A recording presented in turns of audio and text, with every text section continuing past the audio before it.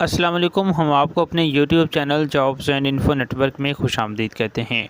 Director general affairs Punjab में 2026 के jobs का ऐलान किया गया है, जिस पर ओवरऑल पंजाब से मेल्स और फीमेल्स दोनों ही अप्लाई कर सकते हैं।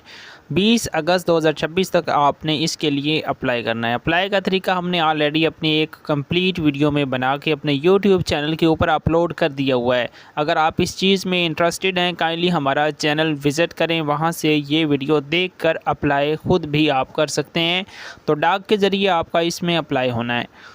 तो सबसे पहले सेमी ग्रेजुएट इंजीनियर, उसके बाद सब engineer, helper, junior computer operator, telephone operator, assistant photograph, खाकरूब, चौकीदार, नायब कासदा, इलेक्ट्रीशियन, ड्राइवर की सीट्स हैं।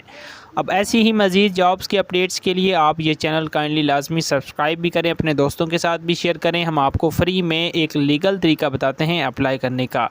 तो आज की वीडियो में इतना ही, मिलते हैं नेक्स्ट वीडियो में। अल्लाह हाफिज़।